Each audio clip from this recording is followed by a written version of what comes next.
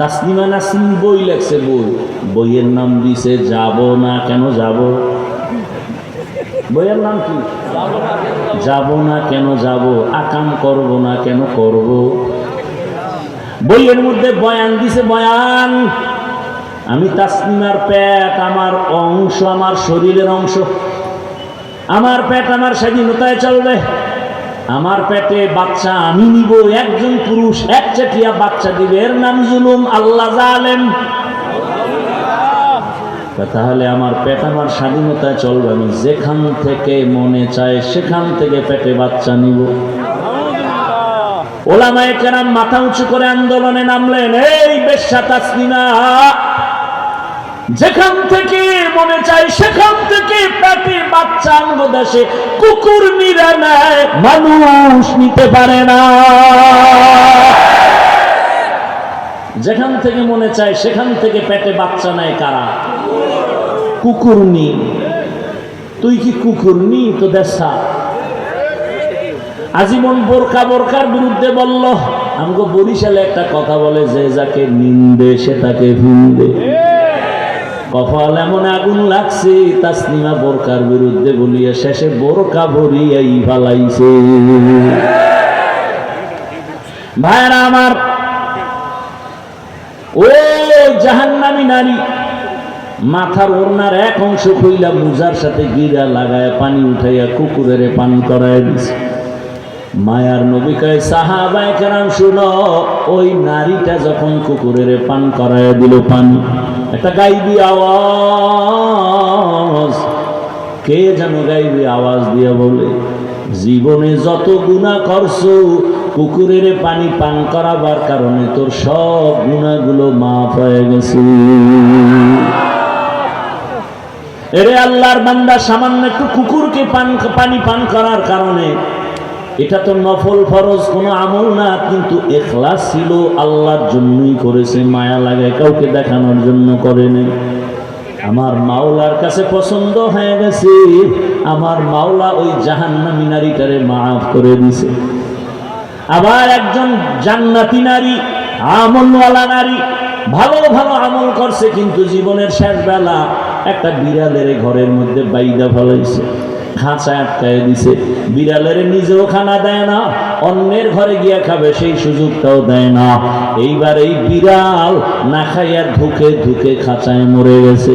রহমতের নবী হাদিসে বলেন, সাহাবায়ে কেরামদের বলেন, ও সাহাবায়ে কেরাম, ওই জান্নাতি নারীটা বিড়ালের সাথে জুলুম করার কারণে গাইবি আওয়াজ আসছে, তোর জীবনে যত নেক আমল করছো, একটু সামান্য অপরাধের কারণে তোর সব আমলগুলো বরবাদ হয়ে গেছে।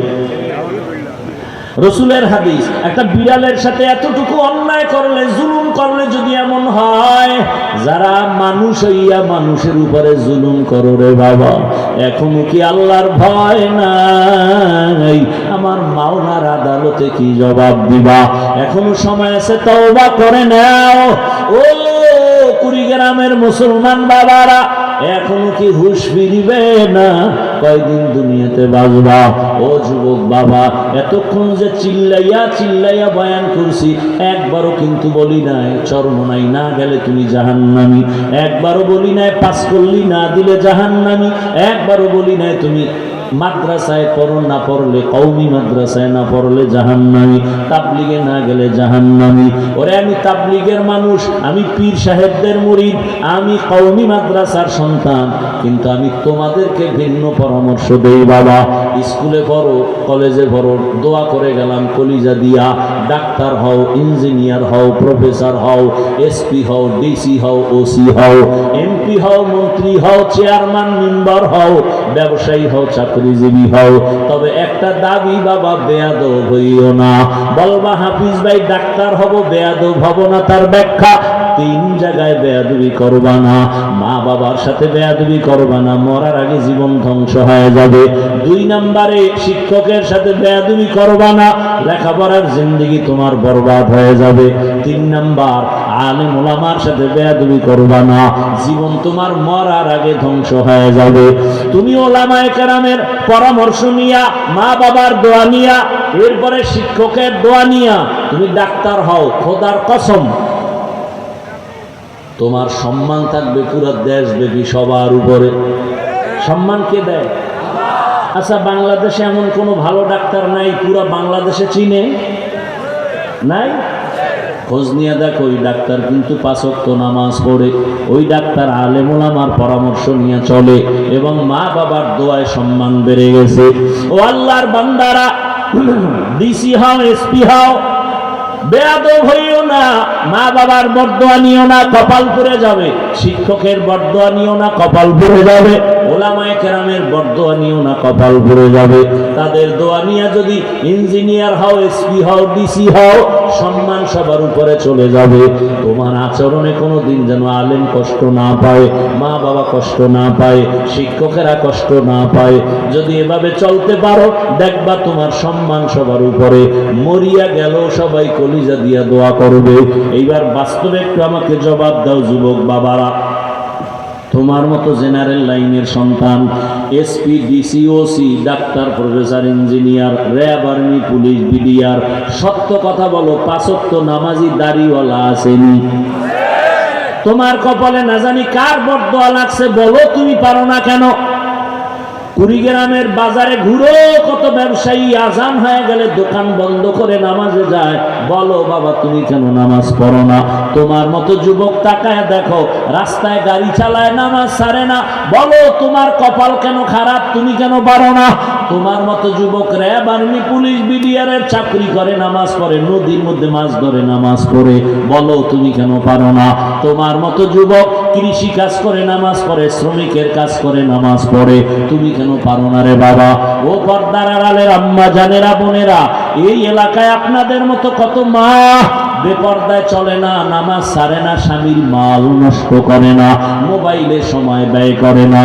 ও আম্মা জানেরা, আপনারা কেন পারেন না? একটা ভালো সন্তানের মা হইয়া যান, সন্তানটাকে আদর্শ ডাক্তার বানান, আদর্শবান ইঞ্জিনিয়ার বানান, আদর্শবান প্রফেসর বানান। আপনিও আদর্শ শিক্ষা দিয়া যান, আপনার ব্যবহারে কোনোদিন যেন স্বামী কষ্ট না পায়। নামাজ ছাড়বেন না, আর বেপর্দায় চলবেন না, মোবাইলে সময় নষ্ট করবেন না, স্বামীর মাল খেয়ানত করবেন না।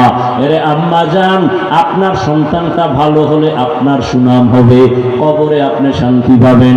কোরআন পড়াইয়া একটা সন্তান ডাক্তার বানাবেন, ডাক্তারিও করবে, কোরআন তেলাওয়াত করে মা বাবার জন্য দোয়া করবে।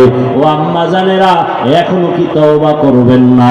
আপনাদের এত জীবন ধন্য, আপনারা নবীদের মায়ের মতোই তো মা, সাহাবায়ে কেরামদের মায়ের মতো মা।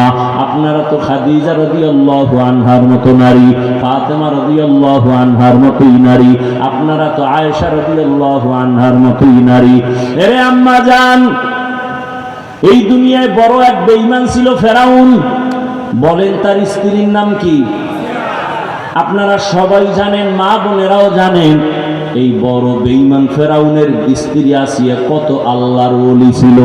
রহমতের নবী বলেন, কিয়ামতের ময়দানে জান্নাতে আসিয়ার সাথে আমি মুহাম্মদের সাথে বিবাহ হবে।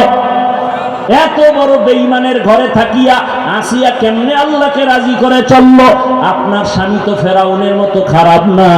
কত স্বামী দেখি নিজে নামাজ পড়ে না, কিন্তু আমগো কাছে এসে গর্ব করে, হুজুর আমি খারাপ হলে কি হবে, আমার স্ত্রী নামাজ পড়ে, আমার স্ত্রী পর্দা করে। ও আম্মা জান, আপনি নামাজ পড়লে তো স্ত্রী হিসাবে আপনাকে স্বামী বাধা দেয় না, আপনি কেন পারবেন না? এখনো সময় আছে, তওবা করেন, একটা আদর্শ সন্তানের মা হইয়া কবরে যান। যুবক ভাইদেরকে বলবো, বাবারা কয়দিন আর বাঁচবা? চোখের সামনে শুধু যুবকের লাশ আর লাশ, পানির মধ্যে লাশ, ঘুমের বিছানায় লাশ, যুবকদের লাশ, ওই গাড়ির তলে যুবকের লাশ। এমন কোনো দিন নাই যুবকের লাশ নাই। এখনো কি তওবা করবা না? আরে মানুষের শখ থাকে কিছু গুনাহ করার, তুমি তো শখ মিটাইয়া মিটাইয়া গুনাহ করছো। মনে চাইছে পার্কে দৌড়াবা গেছো, মনে চাইছে সারা রাত মোবাইলে গুনাহ করবা করছো, মনে চাইছে দাড়ি রাখবা না রাখো নাই, মনে চাইছে নামাজ পড়বা না পড়ো নাই। এখনো কি শখ মিটে নাই? আর কত রাত্র মোবাইল চালাইলে শখ মিটবে বল? আর কতবার পার্কে মেয়ে নিয়ে দৌড়াইলে শখ মিটবে বল? আর কতবার নামাজ ছাড়লে দাড়ি কাটলে শখ মিটবে বলো রে বাবা? এবং এটাও